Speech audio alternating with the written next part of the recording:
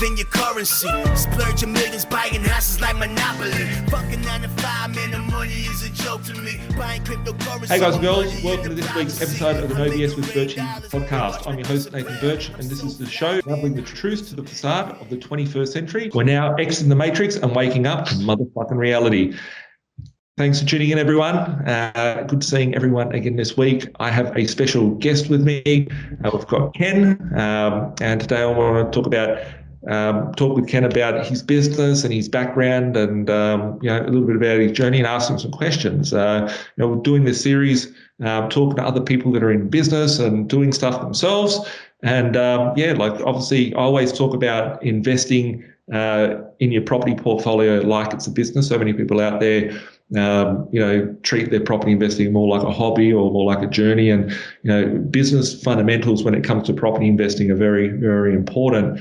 And, I think, I can sit here every day and talk to everyone about, from my perspective, but sharing with other successful people in the community in the relevant field. Success leaves clues. And that's why I wanted to get Ken on today and get Ken to ask him a few questions about his business. So I guess, Ken, over to you if you want to give a bit of an introduction about yourself and your background, and we'll jump right in. How are you, Nathan? I'm in business, been in business for over 20 years. More than 25 actually.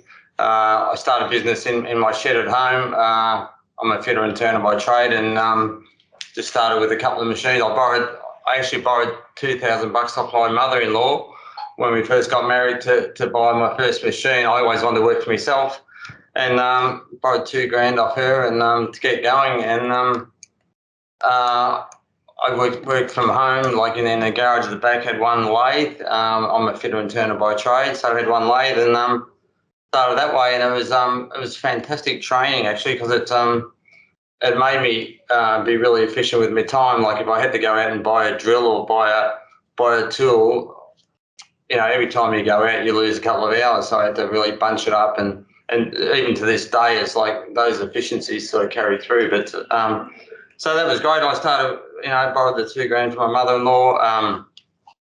Did that for 14 years, which is awesome, working from home, because I got to see the kids. I'd start early, 6 o'clock in the morning, and then I'd come in for breakfast before the kids went to school, so I'd have that good time with them. And then I could work till 6 at night, sort of thing. So it's so I really got to see the kids when they were young, working from home. They'd always come out to the shed and see what I was doing and talk and that. So it was great. So I'd never give that up for anything. But now now I've got a bigger place and got my own small factory, 500 square metres down up in West Heidelberg, just near home, and now we've moved into a 3,000 metres square factory, which is adds a whole lot more excitement and people, to be honest. But so I've got about 30 odd employees. Business is great. I just love it. Get up every morning. It's just exciting. So that's a bit about me. Yeah. So your business, Ultralift Australia, can you give me a bit of a background just on what it is that you do? So you're fitter and turner. What do you do for your business now? You've grown from being just in your shed at home. I guess we always talk about living your life on your terms, and a lot of people, especially in the world we live in today, people are stuck on a train. They get up at 7 o'clock in the morning, get home at 7 o'clock at night. Their lives are pretty crap because they don't get to spend time with the kids and all that. So it's really cool to hear your journey. When you said to me the other day on the phone, actually, I was like, that's cool. So that's cool. It's not always about, some people might see today and go, okay, you've got a 3,000 square metre industrial, premises for your business, but that's not the journey that you came into. If someone saw it today, they'd just see that little snippet of it. So it's good to hear, you've come from a garage and then you've gone to the smaller factory and you've gone to the bigger factory. What does your business do today? What do you sell, and how? I suppose back in the day I was just doing machining, like turning and milling and fitter and welding for other customers. And then, in business, you're always looking for a widget or something you can make of your own, and I was at my first factory and someone just wandered in off the street and had a picture of a projector lift. And back in the day, projectors were massive, and he had a picture of it with gears and all that. and he said, "Could you make this?" And I said, "Oh, I reckon I can work it out." So I had a crack, and I suppose over about an 8-year period, I made a few for that one company, and then that's when home theatres took off. And you know, you're always thinking in business, "Oh, what can I do that's different from everyone else?" And home theatre was taken off, and I got an inquiry from someone for his bedroom. He wanted 2 TVs coming down out of the ceiling. I don't know, one for him and one for his wife. I don't know why he'd want 2, but anyway, so I got together with an engineer, and we worked on a system to lower your TV out of the ceiling. Yeah, cool. And so how long have you been doing Ultralift for? Like, say in your business, so it's about from the Ultralift's over 20 years now, so it's makes me sound old, but it's true. But anyway, so Ultralift Australia is a company, and Westberg Sheet Metal as well, which we were in the same company, same owners. But Ultralift Australia, I like to think we're the leaders in that field, where we motorise TVs or projectors down from ceilings or up out of cabinets, or it's all about motorising to remove equipment out of your view. So it's we do a lot of commercial work, a lot of high-end domestic for luxury boats and all that sort of thing, where they want to motorise the TV out of the way. So it's exciting. So every job is like almost every job's a custom job. So, and that's where we're lucky, because we don't get knocked off by the overseas markets. You know, because every few months they bring out a new TV that's got to match. You know, we're going to make the product to match it. So, which is awesome. Yeah, cool, awesome. And so I guess from the start of the business, so you're just making like all different, like making all different types of things, like to now, like how would you think that the business has changed over the years, like from the start to now? Like, do you think that you've changed? Do you think the business of what you do, your vision, how does that? Look, I think at the start I was like, you'd get a concept and you'd sketch it out on paper, you know, just do a hand sketch, and like early days when I did that, the guy came in, and I'd done a few of those over the years. I just had a pad and designed it up by hand, and then next time we did it, improved it. But then we got to a point where I thought, oh, this has got to go to the next level. So I got a CAD designer involved, and now we've got I think we've got 7 CAD designers, and it's like, doesn't mean we're making more money, by the way. We've got a lot more people and all that, but it's part of the journey. I always just wanted to grow, and I for many reasons, and it's not always money. It's just like, you know, if you got that drive, you just like, probably like the same as yourself, Nathan, you just want to see where you can go, you know, and push as hard as you can, you know. So it's but the business is grown, and it's different skills now. It's almost like you know, it's managing people, not so much the jobs. I'd still much prefer. That's where I was then when you first come online. I was out in the workshop. That's what I get a kick out of more than managing people. But it's yeah. I guess as you scale a business, like I quite often say, like, you know, like I've got hundreds of staff now, and like there's lots of things that come up in a day-to-day basis, and I quite often look back and be like, I never signed up to this shit, right? Like there's things that come up that you're like, I didn't sign up for this. Why am I dealing with this? But it's like a part of growing pain. And I guess in business, or whether it's investing or whatever, you know, there's things that you have as your vision to start off with, and they change, they grow. You've got to adapt. You've got to become a different person, like put a different hat on, and do a different job and evolve as your business grows. So Yeah, I really look up to people with, you know, it used to be when I had one person working for me, think, how do people cope with 30 people? But now people like yourselves, like with like literally hundreds of people, it's a real skill set, and you've got to be a good manager to do that. And it's like, I don't consider myself, that doesn't come naturally to me, but it's part of the deal. You just got to do it, don't you? You know, so. Exactly. Well, I've got a question. It's a bit off from the questions that I was going to ask you, but like, so for you, how do you feel like you overcome that? Like, I know how I'd overcome that in my business, but curious to hear like how you've overcome like So you started your business as a trade, but now you're running your business as a corporation with staff and management and all that, and growing. Like, do you have systems and processes in place for that, or? Yeah, well, I think it starts off at the recruiting stage, where Nora and I, we both do the recruiting, and Nora, being a naturopath and into astrology, we go to every single length we possibly can to try and get the right person, which is, we even get their star sign. Like, in the first phone interview, Nora and myself are asking them, what's the date of their birth, what's the place they were born in, and what's the time of their birth, and they start freaking out because they think, gee, what's going on? But it's every little thing you can do to help get that right, and it still doesn't guarantee. I think it helps, but it's still tricky to get that perfect person. But I suppose in the end of the day, everyone's different, and 99% of people just want to come to work and do the right thing, So it's finding the good in people, I suppose, and trying to work off that. Yeah, I guess it's from my side. I think having great people and great processes is really important. Like, when I first started, I was like, this person's a good guy, let's get him to do this. This person's a good chick, let's get her to do that. But you try to do things from good intentions, but without having processes, systems and procedures, and it becomes a bit of disorganized chaos. And I think processes and procedures are very important, but having great people on your team that are the best. Instead of saying, I remember back in the early days of business, I had like 5 staff, and I'd be like, yeah, we'll get this person to do this job. And nowadays it's more about, let's get the best person that we can find with the greatest mind to do the best job that they can in that task, which has been something I've had to evolve into as well.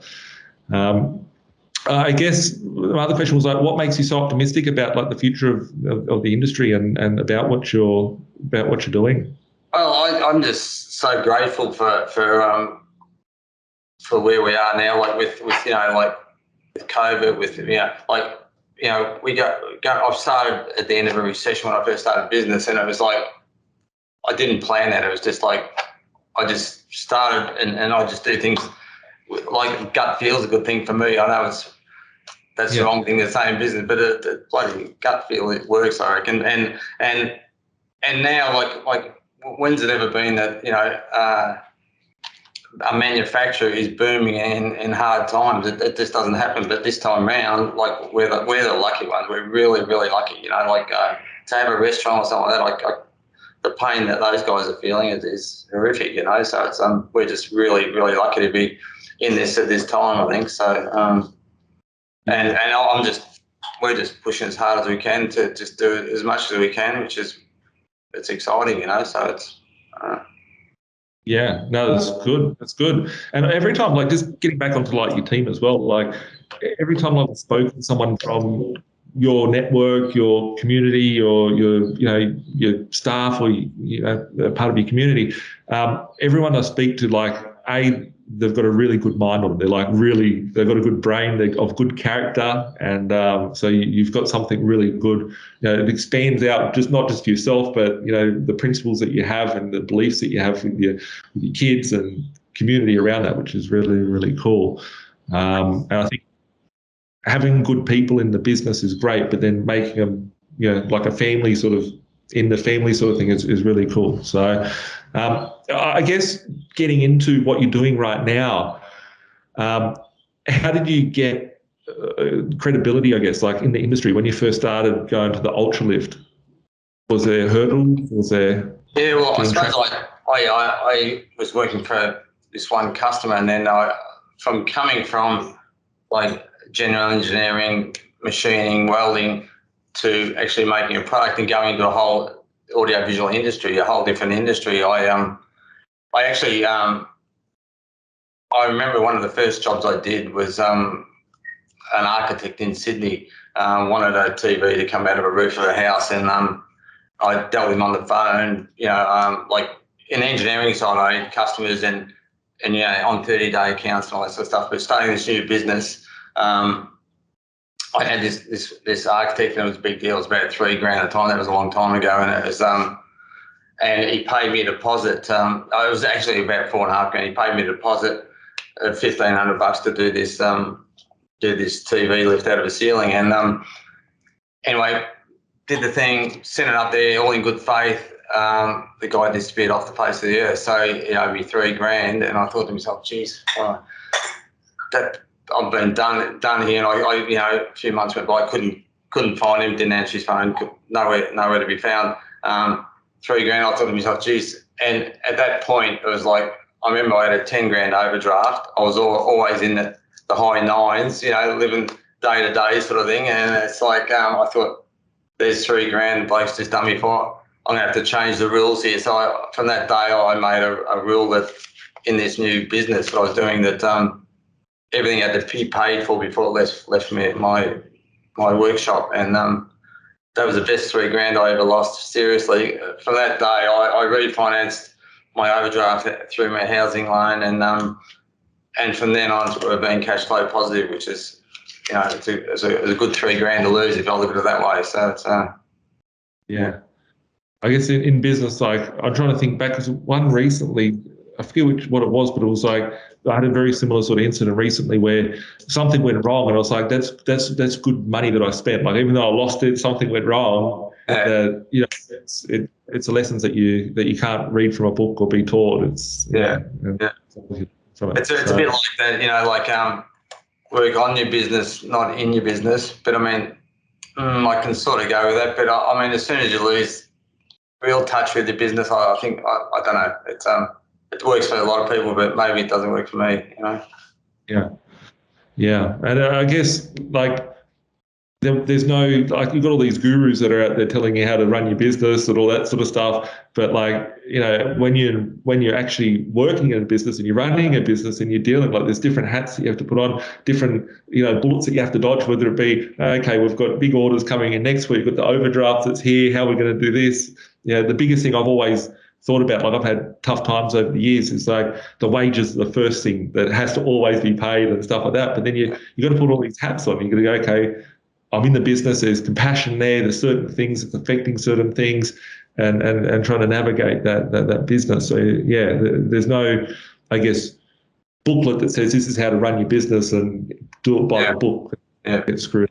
I had a mate of mine that used to call me the seminar king, because I used to go to every property seminar, every business seminar, and work on your business, not in your business, and you come out off the seminar and you think, I've got it, this is going to be easy, and you're on a high, and then the high wears off and you come back to earth and you realise you just got to come back to hard work a lot of times. But so. I guess from where you are today to where you were 10 years, 20 years, 30 years ago in your business and investing and whatnot, like there's certain things you pick up along the way. It's not like a lineal sort of growth of getting to where you are today. There's like, setbacks and things that you have to go and consolidate a bit, and, like there's no, people are looking for that secret pill that's going to give them, endless amount of wealth or whatever, but it's commitment, it's passion and focus, and that knowledge that you can improve what you're doing. So, 100%, yeah. I guess one last question on this, like, what would be, I guess, the most common sort of misconceptions from people outside your industry have about what you do? Like, do you have any sort of misconceptions? I think it's easy for people out that are working for themselves to maybe say, oh, look, these guys are making a fortune, they're loaded. But it's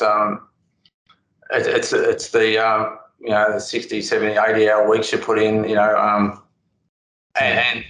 it doesn't actually mean that you're making a fortune either. But it's I think you got to live, breathe, and eat the business to have a chance even, so it's I don't know, but I think and what it takes to, I look at other business, I think, God, how do they get everything right all the time? But they don't. I know they don't now, so it's you do your best to get as high a percentage as you can perfectly right, but it's a lot of improvisation sometimes to get things over the line. So it's I think, like you said, there's so many different challenges in business, and it's it's like just having that resilience to just keep on going back. Like there's been, I don't know, must be 5 or 6 times I've been in business where you think, you lose a key member or something really bad happens and you think, God, you got to dig deep and start over. And it's like you just have to keep doing that, keep digging deep and putting in. I had, naturally, like people grow, people evolve, people, blossom in their career. And last week I had someone resign that was like very crucial and key, and I love and got a lot of respect, and this person does too. But their career, they studied really hard. They got to the top of their career and they want to go and learn and to become higher. So initial thoughts, like it was the emotion when I got the resignation. I was like, how do I handle this, right? So I don't want the person to go, but I'm not here to hold the person hostage and be like, you can't leave. So it's like, I guess, 24 hours passed and I thought about it and I tried my best to accommodate, but I can't. Like sometimes it's, you're trying to force something that's not right. But then I realized, like, I had this really great staff member, for years, worked for me for like 5, 6 years.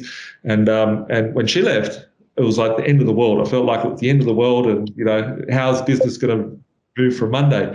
And then I realized if I look back for the last 12 months that this person hasn't been there, we adapted, we grew, and we put better processes, systems and procedures, and it's better now than what it was beforehand. So those times of adversity or whatever can give you opportunity for growth and to change and adapt and to grow in business. So, yeah.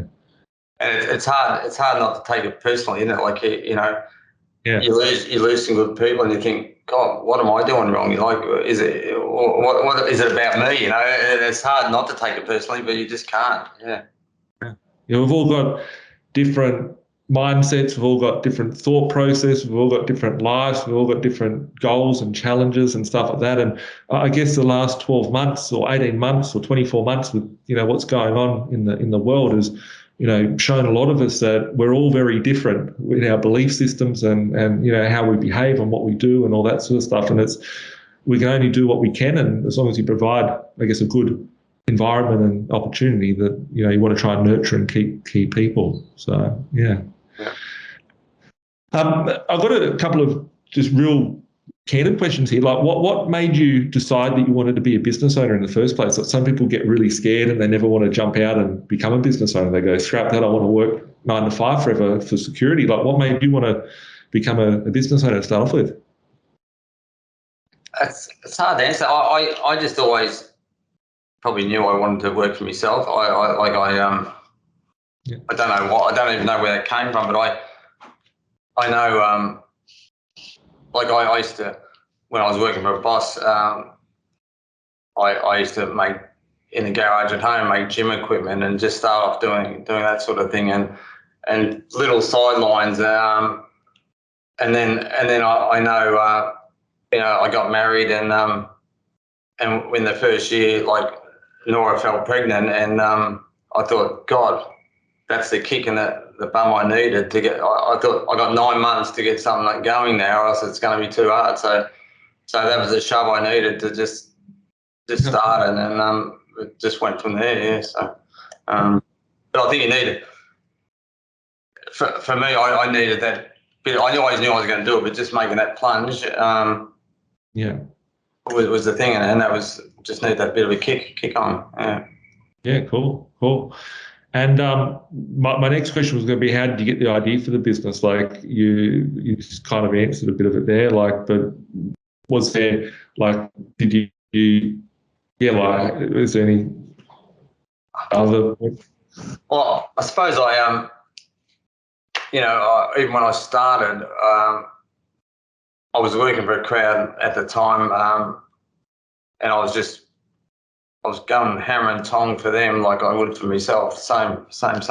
And when I said, look, I'm going to leave and start on my own, they valued me, so they said, look, it's going to probably be a bit hard just to take the plunge. Why don't you come in for a few days a week and just until you get enough work, which is a great platform to go off. So I did a little bit of that, and it just grew from there. So I go and drive, and I always struggle with sales. So I just go out in the car, door knocking. It's a bit different when it's for yourself. When you know you got to get work to survive. It's you do what you have to do. So, Yeah. Cool. And I guess that's what a lot of people, I've seen people that try to set up their business, like lots of businesses fail and, people go out and set their business up and then it doesn't work. And I can tell from, what you do and your passion for it, a lot of it comes from within to build a business. Like there's so many people out there trying to build a business or like even just invest in the property, but they want like instant gratification from the position of doing so. And they're looking for the next big like payday. They just want to get paid for doing something, earn a big buck. And it's like, it's not that one big thing. You need to have, you can't just go, I'm going to look for the best thing that's going to make me money. You've got to follow your passion. So, yeah. I guess a question on failure, like I could count heaps of times in business. In my property portfolio, there's been very little adversity. In business, I've had lots of it. And, I think I've refined it over the years. We're talking about grey hair at the start. I've got a lot in there, shaved at the moment, but we can't see too much. But yeah, like there's been, for me, lots of times where I've had adversity in business, whether it's someone trying to steal something or someone trying to kick me in the back or knife me or do something. From you in business, I imagine that you'd have times where you've had some level of like adversity or whatnot. How would you overcome that? Like what did you learn from doing that as well? Yeah, look, there's been quite a few of those through the years, and it's I think you just got to like. For me, I just, you obviously say to yourself, why is this happening to me? But it's always happens for a reason. And it's, and I think if you can go with and just trust the universe that it's going to, what's going to happen is what's going to happen. If you've got the passion and the will to keep on and you want to, I 100% trust the universe. It looks after you. It's, I think you do the right thing and it comes back around, So it's for me that's the biggest, having a bit of faith for me. Yeah. Cool. And on that note of like having the faith and the confidence there, like what sort of habits or mindset do you think that has helped you become successful in your business? Like, because there'd be times where you'd have levels of doubt and things go wrong. What do you think's contributed to that success and mindset that's helped you over the years that you could share to everyone? I think for me, I love hard work. So it's like, I think you got to work really hard. That's for me. Like I know there's other people that are super smart and they can do it that way, but for me, it's like hard work and putting in. And it's not a task. I do love it. I still love it.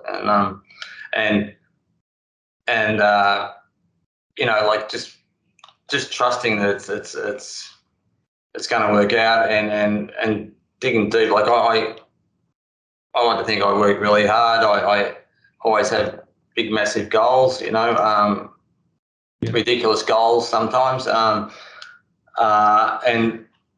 if things do go wrong, you just got to dig deep and just like determination and never give up. I think I relate it to like in sports, like a champion sports person would. It's all the same traits, but it's just in a different way. I think if you've got the determination and will to win, you try and do it. Yeah. Push yourself. Yeah. Cool. And like, I guess in your business career, like to define what success would be for you, like over the years, like you change, like we all change, like over the years we grow and, all that. What do you reckon success would be for you in business looking back now over the years that you've been running your businesses? What would be success for you? Like some people go into business for money, some people go into for security, some people want to leave a legacy. What? Success for me is having a good lifestyle, and my family a good lifestyle. And number one, be close to my family, and secondly, to be able to live a lifestyle we want. Even in these times, it's like it's probably not the best best times at the moment, but there's still lots of good stuff to concentrate on. And the challenge, I suppose, what I'm after now is just money. Money's okay. We're okay with money. It's like it's just to be successful in what we do and to get, like you said before, the systems and processes. That's what I'm working on at the moment. If we can make it easy for people to succeed and hard for them to fail, that's my goal, because sometimes that switches a bit, and it's like it's got to be easy to succeed and hard to fail to grow from here, and that's where suffering from those growing pains at the moment, and it's we've just got to get that lined up, and it'll make a huge difference. Cool. And I guess I've just got my last couple of questions for you, Ken. Like, what skill would you say, like we'll talk beforehand about, the shit we never sign up for when we're in business and how we've changed and grown and you're constantly developing and growing. I guess if you think back to when you first started your career, what would be the one skill set that you'd think that has been most useful that you've developed over the years, like how you've evolved to help you get your business to where it is today? I'm shocking. Yeah. If I go to see a customer and think, how can I help them? How can I give them a better solution? My mindset is totally different. It's so I suppose knowing myself a bit more and knowing what I like and what I don't like and how to get the best out of myself, is a big thing. But people managing, I'd love to be a lot better at that, and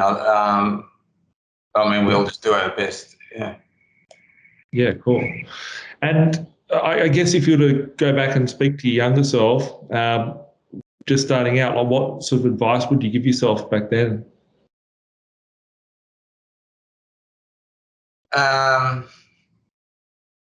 Probably not to go for every little shiny light out there. Like from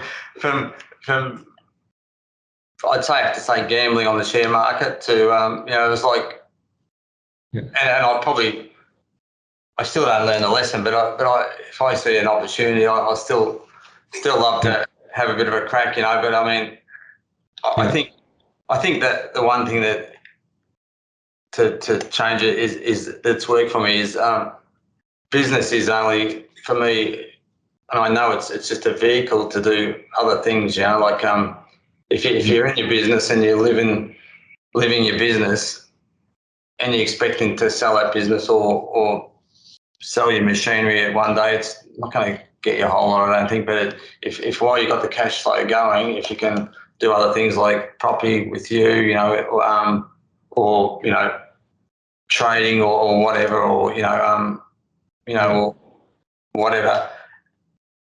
I think that's the key to diversify into other things, and while you got the cash flow going, to use it for a better reason, better purpose. I guess I see a lot of probably, I don't know, maybe 20% of my investors are business owners in different sort of capacities. Like you've got a scalable business that you've built, which has been very successful. Some of our viewers maybe just in business, or they may be starting out, or even just thinking I'm scared to get into a business, and they may watch this, Ken, and they'll be like, shit, I started a business because I heard Nathan talking to Ken, and his career. But I guess what I see a lot of the time is that a lot of, especially trade-based sort of businesses where someone's a mechanic or a carpenter or some sort of tradie or whatever, that they work themselves in their business. They buy themselves even a bigger job. Like they're not scaling it. They're not putting systems and processes in like you have. They're still just busting their own back. But then they get to a point where they haven't even invested that capital, like that they've earned the cash flow. And I think it's important, like at the moment in your business, in most people's lives or in their business, they're doing active income by earning that income, but rarely do they turn it into passive income to support them once the business is, yes. Yeah. So. And that's early days I used to go to auction just to try and buy machinery that I could use. And so many times you'd see, a guy there, he might be 70 and he's worked his whole life in his business, and he's and it's come to just closing the doors and the machinery dealers come and auction off his equipment, and you think, God, his whole life's gone in this business, and where's it got him, you know? And then you look at, like, you know, Macca's or other company owners that I know, and Yeah. they're doing real estate along the way, and it's like, it's a massive opportunity to do that, I think. And your model with the positive cash flow, it's just brilliant. It's couldn't be better. Thanks, mate. And I guess I've got two more questions for you. One is, what would be your top book or top two books? You said before, and you've done a lot of like personal development and growth over the years, whether it be in investing or into your business and going to seminars and all that sort of stuff. What would be the top 1, 2, or 3 books that you could recommend to anyone that's starting out their own business at the moment or thinking of setting up a business? You know, this is a bit embarrassing, but I don't read books. It's shocking, but I wish I was an avid reader, but I'm not. I don't read books. Like, I'll read journals. I'll read you know, magazines, like trade magazines, or you know, share trading blurbs. But I actually don't read books. It's I wish I did, but I don't. So that'd accelerate my learning for sure if I was a good reader. But give me a book and I'll be asleep in 10 minutes. That's funny that you say that, because you and I are the same. Like I can't even read. I can read. It's not like I can't read, but I'll read like a paragraph or two and I go like, no. If I'm reading a contract for signing for a property, for buying a motel or whatever, I sit there, I read first bits. I'm like, okay, cool. I've got the parts I need to see. The price is okay. That's okay. Where do I sign? I push the sign button. I can't even read either. But it's almost like I'm the same. Like, where's the part where I sign? You know, like, let someone else do that stuff, and let me just sign. Yeah, I think just trusting that it's going to work. You know, like, I know it's a bit naive, but it's yeah.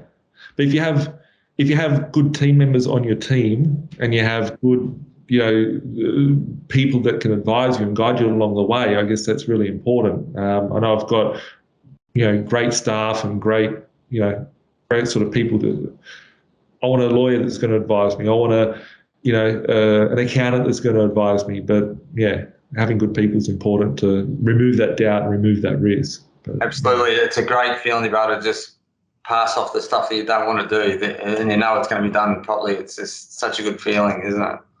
Yeah, exactly. Cool. And just the last question, Ken, one last question before we go. Like, if you and I are talking, if we fast forward to the future and, you know, go on a time machine and go 5 years from now, looking back, what would it take you to feel happy about your progress in the next bit? Like, I can feel that, you know, there's a lot of, you know, humbleness over the years of you building your business. You've built a very successful business, and you've got the lifestyle there. Like, is there something that you're still wanting to achieve in your career that you look back in 5 years' time going, I've kicked the goal that I've got today?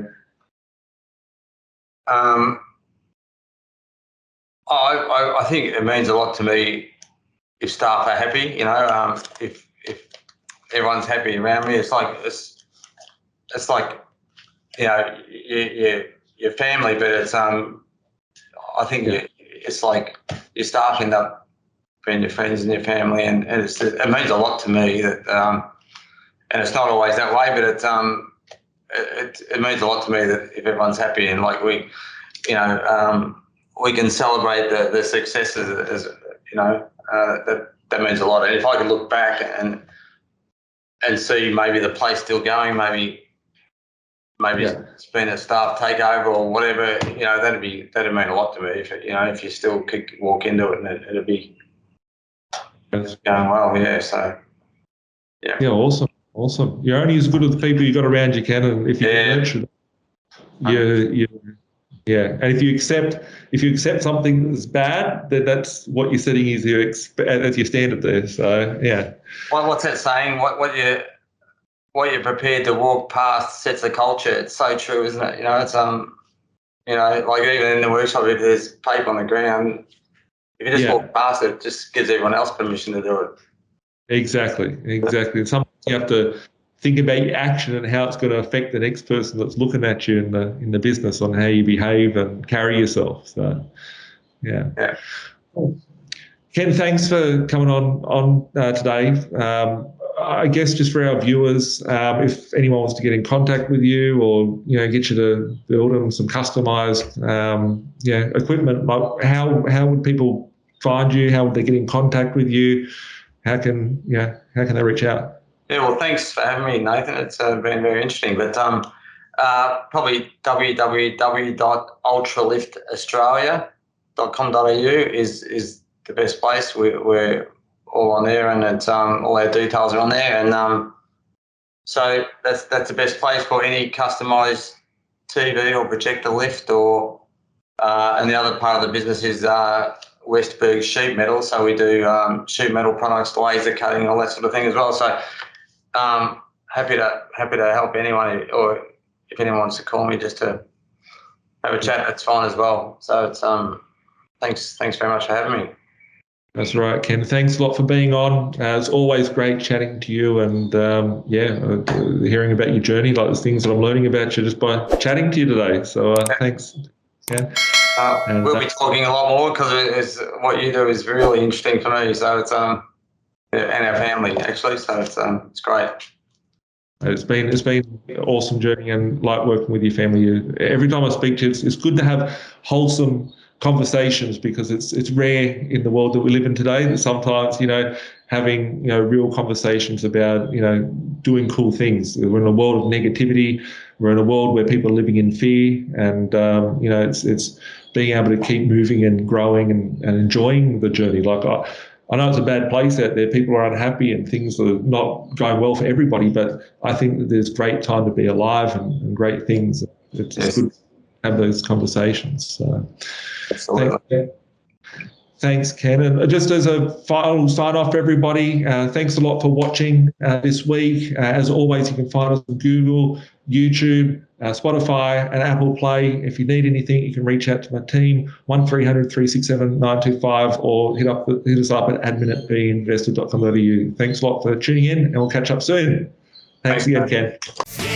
Like Bilal said, man, we're stuck in the matrix. This my advice, don't care if you take it. The dollar back to die, soon to be hyperinflated. This my 2 cents, don't care if you save it. Join be decentralized and you will see you've been lied to the whole time, and it's the irony, cause they do the exact opposite. You become a slave to the system, enough your money, all they do is profit. There's no conspiracy theory, you better hear me. Crypto will set you free before the system does. I don't care if you do or you don't, but what I'm saying is the truth to the reason you choke.